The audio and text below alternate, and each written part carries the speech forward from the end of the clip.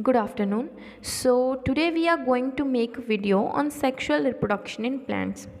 So before starting the video, we should go through a basic floral structure. So this is how a flower look like. So the flower is having different components. This colored part is known as the petals. Collectively these petals are known as corolla, and the green part is known as sepal. Collectively these are known as calyx. So as in human, there is different sex like male and female. Same thing happens in flowers as well. Flowers are also having male and female organs. Like this portion is known as the female part, like it is further divided into three portions. The upper portion is known as stigma, the middle portion is known as style, and the bottom portion is known as the ovary. Together these three are known as the carpel. So as same way, this is the male reproductive system, that is stamen. This is how a male reproductive system looks like. This is known as filament and this is known as the anther.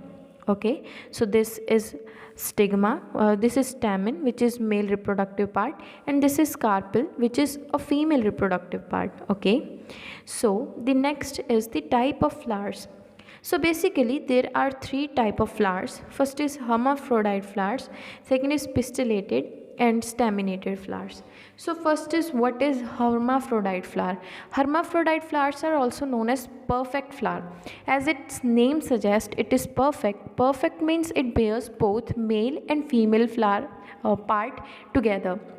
Means this flower is having female organs as well as the male organ as well. Together they are known as hermaphrodite. This is stamen means male, pistil means female. Means these both organs are present in hermaphrodite flower, whereas some species are there which are having only male reproductive flowers. Okay, means those flowers are having only male organs. They won't have the female reproductive organs in them. So those flowers which are having only stamen, that is male reproductive organ, those flowers are known as staminated flowers. And the flowers which are having only the female reproductive organ, that is pistil, those flowers are known as the pistillated flowers. Okay, so next is the pollen. So before getting into the reproduction process, first we need to understand few basic terminologies. So first is the pollen. What is pollen? Pollen is a kind of you can say pollen is the sperm. And this is the basic thing which a male reproductive organ requires for the fertilization. So this is present in male reproductive organ. So as we have studied in the last slide that this is the male reproductive organ, this is filament, and this is anther. This anther is further divided into four sections. Like these are the two loops present in the anther, and this anther is having four sections. Like this is first section, second section, third section, fourth section. Means these are the four sacs in the four pollen sac in the anther. So when the flower reach at flowering stage, this anther releases pollen. So pollen is nothing. When you will touch the flower, you will get some yellowish powder on your finger. So that yellowish powder is the pollen. Okay, so next is the ovary. So ovary is the main part where the pollen get fused and form the embryo. Okay, so next is the pollination. Pollination is the process without which the fertilization won't occur. Means the first step of fertilization is the pollination. If pollination occurs, then only this reproduction process will happen. So what happens in pollination is, like suppose this is the filament and anther, and this is the female reproductive part, that is carpel. So what happens is when the pollen from the anther transfers to the stigma, that is the female reproductive part. So this process of transfer of pollen from anther to stigma is known as the pollination. Okay, so pollination is further divided into two types. There is cross pollination and a self pollination plants. Okay, so what is cross pollinated plants? Cross pollinated plants are those plants which won't fuse their own stigma. Means suppose if this is one flower, suppose, and this flower is having, this is the male reproductive part and this is the female reproductive part. So in self pollinated plants what happens is, this is the one plant only, okay. So here the pollen from the anther will transfer to the stigma of the same flower. Means this whole process is occurring in the same flower. So if everything is happening in the same flower, so that is the self pollinated plants, okay. Like wheat and rice, these are the flower of these crops are self pollinated flowers, okay. So next is the cross pollinated. Suppose there is one flower, so it's having this male reproductive organ and a female reproductive organ, and this is the second flower of different crop. So it's the stigma and the flower stamen of the different flower. So what happens in cross pollination, the pollen of this crop will land on the stigma of the other flower, okay. So this process won't occur in the same flower. This process will occur on different, between two flowers, two different species we can say. So self pollination occur in the same flower and cross pollination occur in different plants, okay. So this is the process of pollination. Though next is the now we will study how the reproduction occur. So these are the pollen, suppose, okay. So as I have already told you, from anther the pollen will release when the crop reached is flowering stage, okay. Now the pollen, with the help of wind or insect or anything, this pollen will shed on the stigma of the flower. So when it will shed on the stigma, what will happen, the before entering on, before landing on the stigma, the what will happen is the pollen will divide into the two cells. First is the generative and the second is the vegetative. So this process is known as sporogenesis, okay, gametogenesis, sorry.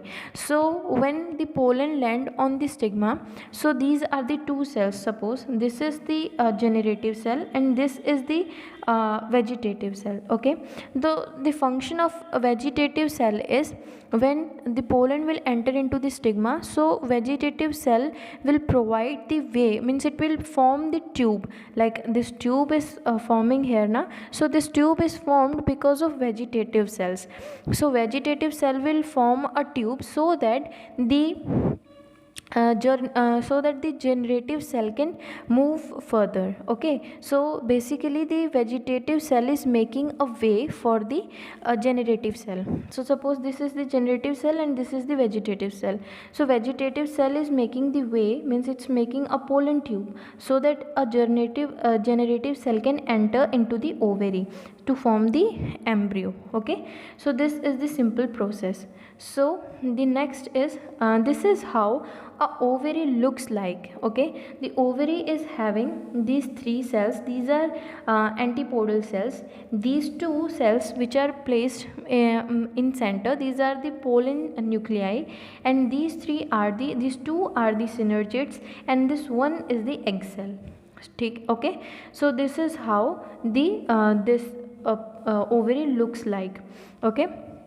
So next is, so this through this picture you can understand the simple process of fertilization in simple words, okay.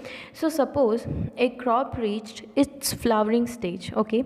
So at flowering stage the pollens will release from the anther. So this is anther will release the pollen. This is how a pollen grain look like, okay. So then after releasing the pollen, with the help of pollination, this pollen is transferred from anther to the stigma, okay. So this is the process of pollination. So now when this pollen transferred on the stigma with the help of wind or insect anything, now this pollen will land on the stigma. So this pollen have landed here, suppose, okay. This pollen have landed here. Now there are two cells. I have already told you, pollen is further after gametogenesis, the pollen is divided into generative cell and a vegetative cell. So this vegetative cell will form a pollen tube, Okay, so pollen tube will help to movement help means the pollen tube will make the vegetative cell will make a pollen tube, so that the generative cell can go further downward, so that it can fuse with the egg and form the embryo. Okay, so this is the pollen tube which is made by the vegetative cell. So these are the sperm nuclei. These are formed from the generative cell. Okay, so now this generative cell will enter into the ovary. So in ovule it will fuse. So now in this slide, as I have shown you, this is the ovule. So now when the pollen tube enters, so the sperm will fuse with this egg. When it will fuse with this egg, so this is the process of fertilization, right? So now this was the as we have studied in previous slide here. So these sperms will come and it will fuse with it will fuse here with this egg. So this is the process of fertilization. This sperm will come here and it will fuse with this egg. This is the fertilization. When the other sperm will fuse with the the nuclear polar nuclei, so this is the triple fusion, means that sperm and these two polar nuclei. So these together, these three are known as the polar fusion, triple fusion. Triple means three and fusion means three cells are fusing, means three cells are fusing. Okay, so this is the triple fusion that leads to the formation of that leads to the process of double fertilization. Okay, so as I have told you here, the sperm will enter into the ovule through the pollen tube and it will fuse with the egg or the polar nuclei. So here you can see here you can see the here you can see the pollen tube enters into the ovule. So this is the egg. So if the one pollen will fuse with the egg, and the other, if other pollen sperm will fuse with the polar nuclei, so it will be double fertilization. So it forms when one sperm fuse with the egg, so it will form a zygote, and if it will fuse with the polar nuclei, so it will form a endosperm. Okay, when it will fuse with the polar nuclei. So this is how zygote form, and this is how the endosperm forms. So this further develops into a seed. So seed is having this outer layer is known as the seed coat. This is the endosperm and this is the embryo. Okay, then when we will when we will sow the seed, so this is how a plant grows from the seed. So this green portion is the embryo, and this is the endosperm. Basic function of endosperm is the storage of food. So when plant is in its growing stage, so plant is taking nutrition from the endosperm. So that's it for this video. So this video was all about how the flower how the reproduction take place in the flowers. So hope you understood the video. Thank you so much for watching the video.